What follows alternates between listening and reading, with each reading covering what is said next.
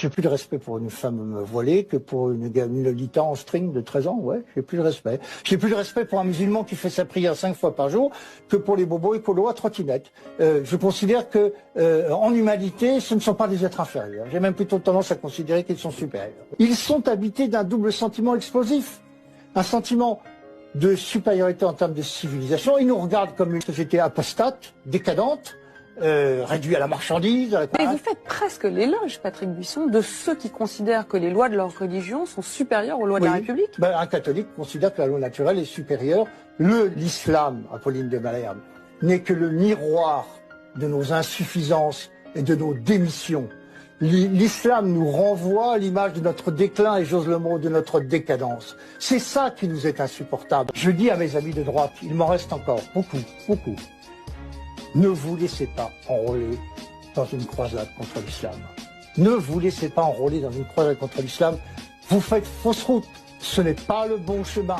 C'est une erreur magistrale que nous paierons. Il ne faut pas se tromper dans l'analyse. Ceux qui font l'analyse inverse, qui mettent la question de l'islam avant le problème de l'immigration, se trompent et ils seront responsables des grands malheurs qui pourront arriver à la France dans les années qui viennent.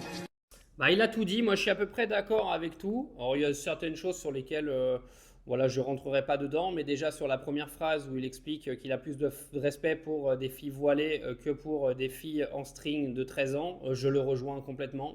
Pour moi, je trouve qu'on est dans une société qui aujourd'hui permet le tout et le n'importe quoi et l'exposition des filles beaucoup trop tôt qui font absolument de la merde aujourd'hui dans notre société. Et ça, c'est l'Occident qui l'a permis, mais apparemment, vous appelez ça la liberté. Non, moi, j'appelle ça le manque de pudeur. Excusez-moi, mais je vois pas pourquoi une femme serait privée de porter un voile quand une autre peut mettre un string et limite se trimballer sans soutif aujourd'hui dans la rue en France. On va vulgariser un petit peu le truc, mais c'est exactement ce qui est devenu notre société en Occident. C'est devenu une banalité, donc ça dérange plus personne en fait de voir des meufs à poil toute la journée, que ce soit sur les réseaux ou que ce soit dans les plages, mais c'est pas grave. On appellera ça la liberté. Sa dernière phrase également, où il parle aujourd'hui d'amalgame entre l'immigration et l'islam, choses qui n'ont absolument rien à voir. Les médias ont réussi à vous faire croire que l'islam était le grand méchant loup de notre beau pays et la cause de tous nos problèmes. Mais après, en soi, ça me fait toujours rigoler parce que de toute façon, la société, elle ne changera pas. Donc vous pouvez continuer à pleurer vos mères toute la journée sur l'islam. Ça n'empêchera pas l'islam de rester présente et de continuer d'exister de toute manière. Donc vous pleurez pour rien. Bon, ça, je le répète tous les jours, ça ne me dérange pas parce que c'est pas ma vie, je m'en branle. Mais en tout cas, moi, j'ai appris à connaître énormément l'islam, énormément de musulmans qui sont autour de moi et qui, justement, pratiquent leur religion de façon totalement sereine et totalement de la bonne façon, surtout.